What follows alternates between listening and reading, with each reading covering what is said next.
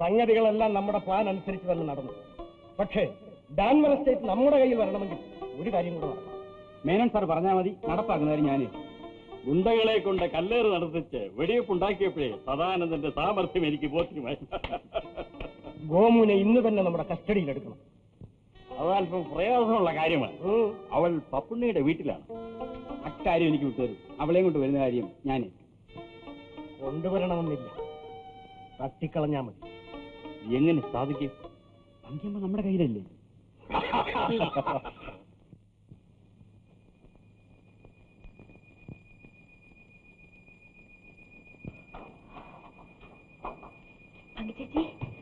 ചേച്ചി എവിടെ നിന്ന് വരുന്നു? തോട്ടത്തിൽ നിന്ന് വരിക മോളെ. എന്താ വിശേഷം? വിശേഷം ഒക്കെ പിന്നെ പറയാം. നീ വേഗം വരുന്നു, തോട്ടത്തിലേക്ക് പോകണം. കാര്യം എന്താണെന്ന് പറയൂ ചേച്ചി. തോട്ടത്തിൽ ലാത്തി ചാർജും വെടിവെപ്പും ഒക്കെ ഉണ്ടായി. എന്നിട്ട് പിടിച്ചേണ്ട കൈക്ക് വെടികൊണ്ടു. അയ്യോ, വിഷമിക്കാനൊന്നുമില്ല. പക്ഷേ പപ്പുണിച്ചെന്ന് നിന്നെ കാണണമെന്ന് പറയുന്നു. സാരമില്ല, നമുക്ക് ഉടനെ പോകാം.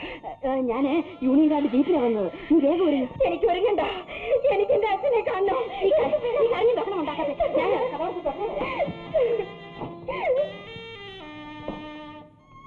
അറിഞ്ഞുണ്ട്. തങ്കി പോയാൽ പിന്നെ സാധിക്കാതെ. നിങ്ങൾ രണ്ടുപേരും കൊണ്ട് പുറയിലേക്ക് കയറിക്കോളൂ.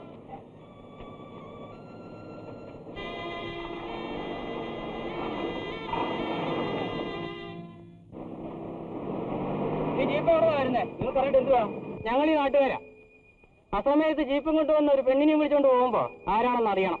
ഞങ്ങളെ പപ്പുണ്ണിച്ചേട്ടൻ പറഞ്ഞതാണ് ഗോപുവിനെ വിളിച്ചോണ്ട് പോകാൻ. എന്റെ അച്ഛന് വെടികൊണ്ടുപോകും. ഞങ്ങൾക്ക് ഉടനെ പോകണം. അങ്ങനെ ഇവരെ കൂടെ നിന്നെ അയക്കുന്നില്ല പോകും. നിങ്ങൾ അനാവശ്യമായി തടസ്സം ഉണ്ടാക്കരുത്. അവിടെ ഇതിനുള്ള തോന്നു നീ നേരത്തെ പറഞ്ഞു. ഇത് തോട്ടം മുതലാളിമാരായിട്ട് ജീപ്പാ. യൂണിയന്റെ കാര്യങ്ങൾ പറയൊക്കെ ഞങ്ങൾക്കറിയാം. നീ എവിടെ നേരത്തെ സോദാനന്ദാ, നീ ഇപ്പൊ വിട്ടങ്ങോട്ട് പോ. വിട്ടുപോടാ.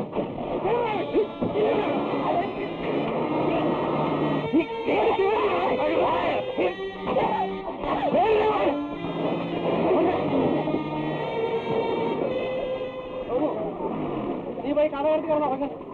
നിന്റെ കാര്യത്തിൽ ഞങ്ങൾക്കും ചില ഉത്തരവാദിത്തങ്ങളൊക്കെ ഉണ്ട് കേട്ടോ. പോ. ഗോമു, മോളെ ഗോമു.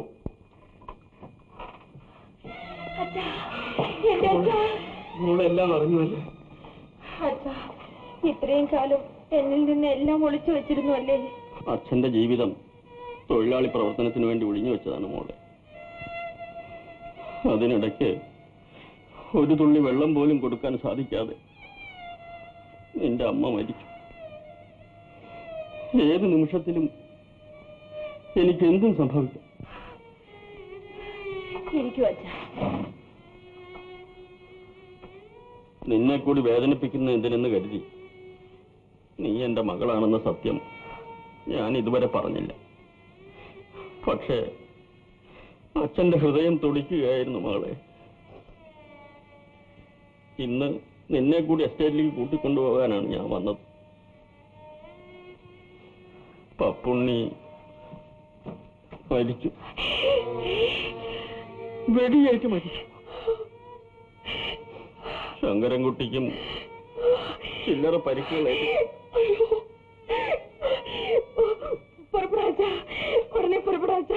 ഈ ആണ്ട് സെപ്റ്റംബർ മാസം 14-ാം തീയതി രാത്രി 10 മണിക്ക് 1-ാം പ്രതി സരസ്വതി മാത്യു, 2-ാം പ്രതി യേശുദാസിന്റെ പ്രേരണയോടെ കാപ്പിയിൽ വിഷം ചേർത്ത് മാത്യുവിന് കൊടുത്തിട്ടുള്ളതും വിഷം കുടിച്ചതിനാൽ മാത്യു മരണപ്പെട്ടിട്ടുള്ളതുമാകുന്നു. മേൽപ്പറഞ്ഞ കുറ്റകൃത്യങ്ങൾക്കായി 1ഉം 2ഉം പ്രതികൾ ഇന്ത്യൻ പീനൽ കോഡ് 302-ാം വകുപ്പ് അനുസരിച്ചുള്ള പരമാവധി ശിക്ഷയ്ക്ക് അർഹരാണ്. കുറ്റപത്രം വായിച്ചു കേട്ടല്ലോ? മനസ്സിലായല്ലോ? മനസ്സിലായി. ഇതിൽ പറയുന്ന കുറ്റം ചെയ്തിട്ടുണ്ടോ? കുറ്റം ഞാൻ ചെയ്താണ്. യേശുദാസിന് ഒന്നും അറിയില്ല. യേശുദാസ് കുറ്റപത്രം വായിച്ചു കേട്ടല്ലോ? കേട്ടു. മനസ്സിലായല്ലോ? മനസ്സിലായി. ഇതിൽ പറയുന്ന കുറ്റം ചെയ്തിട്ടുണ്ടോ? കുറ്റം ചെയ്തിട്ടില്ല.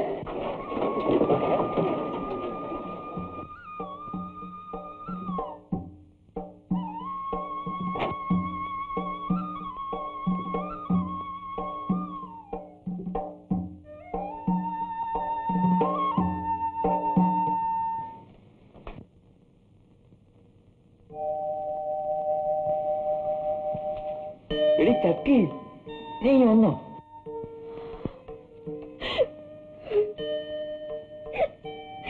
നീ എന്തിനാടി വേണ്ടി കരയുന്നേ? ഞാൻ പിടിയെല്ലാം കൊണ്ട് ഇവിടെ ശകലം പ്രമാണിയായിട്ടും കഴിയല്ലേ? ഇരിക്കെ.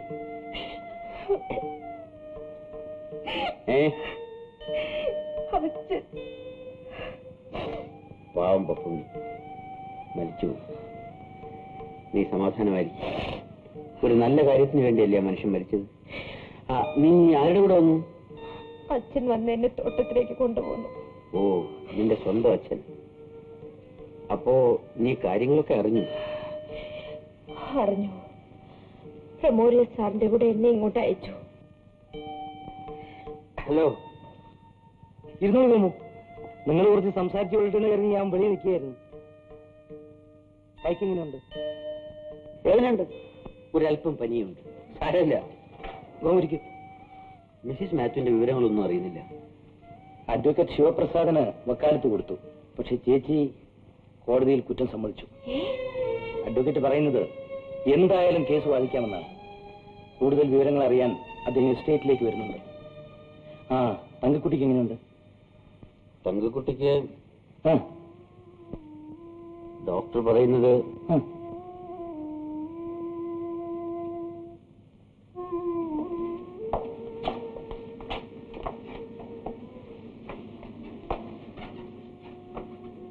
സാരമില്ല സാറേ. ഇനി മേലാൽ നീ എന്നെ സാറെന്ന് വിളിക്കരുത്. നീ ഇങ്ങോട്ട് വന്നു. ഞാൻ വന്നു. നീ എങ്ങോട്ട് പോവാതെ ഇവിടെ തന്നെ നിൽക്കണം.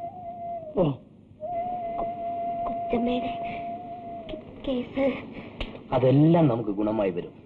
അതൊന്നും ഓർത്ത് നീ വിഷമിക്കണ്ട.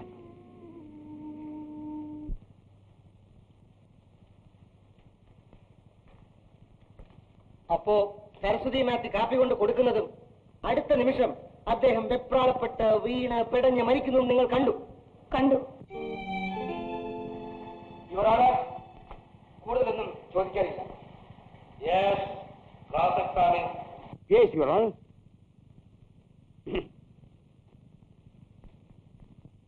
വേദപുസ്തകം വായിക്കാറുണ്ടോ?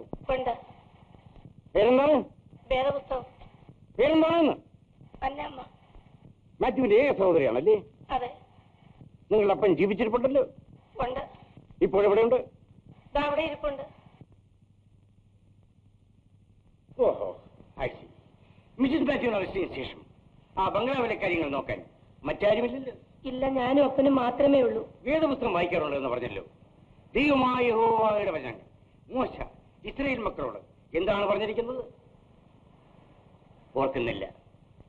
അവന്റെ കൽപ്പനകളും ചട്ടങ്ങളും അനുസരിച്ച് നടക്കാൻ ഞാൻ അകത്ത് വരുമ്പോൾ നീ ശപിക്കപ്പെട്ടിരിക്കും, പുറത്തു പോകുമ്പോൾ നീ ശപിക്കപ്പെട്ടിരിക്കും. ഡാനിയലിന്റെ പുസ്തകത്തിൽ ഒരു കഥയുണ്ട്. ദുഷ്ടനായ നെബൂഖദ്നേസർ എന്നൊരു രാജാവ് ഉണ്ടായത്. അവൻ നീതിയും ധർമ്മവും മറന്നു ജീവിച്ചു. അവന് ദൈവശിക്ഷ കിട്ടി. അവന്റെ രോമങ്ങൾ കഴുകന്റെ രോമങ്ങൾ പോലെ വളർന്നു. അവന്റെ നഖങ്ങൾ കഴുകന്റെ നഖങ്ങൾ പോലെ വളർന്നു. അല്ലമ്മേ, നിങ്ങളുടെ നഖങ്ങൾ നിങ്ങളുടേതായി. മിസ്റ്റർ ശിവപ്രസാദ്, ഇത് പള്ളിയല്ലല്ലോ. Bear with me, Your Honor. ഇത് പള്ളിയല്ല, കോടതിയാണ്. പക്ഷേ നീതി ദൈവമാണ്. ദൈവം നീതിയാണ്. ദൈവത്താൽ നിയോഗിക്കപ്പെട്ട പട്ടം ചാർത്തിയിരിക്കുന്ന ദൂതനാണങ്ങ്. എന്നെ നിയമിച്ചത് ഗവൺമെന്റാണ്. ആണ്. നിങ്ങൾക്ക് ചിത്തഭ്രമം വന്നിരുന്നു. ഇപ്പോൾ മാറി. ദൈവത്തിൽ വിശ്വാസമുണ്ടല്ലോ? ഉണ്ട്. അസത്യം പറഞ്ഞ് നിരപരാധിയെ കൊലമരത്തിൽ കയറ്റുന്നത് പാപമാണെന്നറിയാമോ? എങ്കിൽ ദൈവത്തെ സാക്ഷി നിർത്തി പറയും. സരസ്വതി മാത്യു കാപ്പിയിൽ വിഷം ചേർക്കുന്നത് നിങ്ങൾ കണ്ടോ? കണ്ടോന്ന് നിങ്ങൾ പറയും. കണ്ണാലെ കണ്ട കാഴ്ചകൾ നിങ്ങൾക്ക് ഭ്രാന്ത് വന്നിട്ടുണ്ടോ? നിങ്ങൾക്ക് ചിത്തഭ്രമം വന്നിട്ടുണ്ടോ എന്നാണ് ഞാൻ ചോദിക്കുന്നത്. വന്നിട്ടുണ്ട്. കണ്ണാലെ കണ്ട കാഴ്ചയിലല്ലേ ചിത്തഭ്രമം വന്നത്? മാത്യു മരിക്കുന്നതിന് അല്പം മുമ്പല്ലേ ജോൺ സെബാസ്റ്റ്യന്റെ വീട്ടിൽ നിന്നും അദ്ദേഹം വന്നത്? അതെ. വന്ന ഉടനെ തളർന്ന് തെറ്റിയിരുന്നു. വേഗം വെള്ളം തരൂ എന്ന് അദ്ദേഹം പറഞ്ഞു. ഉടനെ സരസ്വതി മാത്യു ഓടിച്ചെന്ന് കാപ്പി എടുത്തു കൊടുത്തു. ശരിയല്ലേ? ശരിയാണ്. സരസ്വതി മാത്യു കാപ്പിയിൽ വിഷം കേൾക്കുന്നത് കണ്ടോ? ഞാൻ കണ്ടില്ല.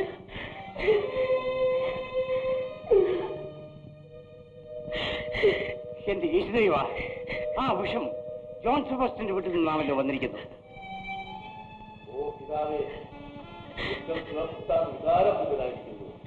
അദ്ദേഹത്തിന് സമനില കൊടുക്കണമേ.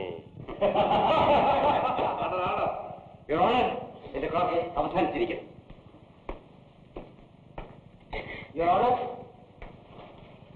അപ്പോ സരസ്വതി മാത്യു കൊടുത്ത കാപ്പി കഴിച്ച ഉടനെ മാത്യു തളർന്ന് തെറ്റി കിടന്നു.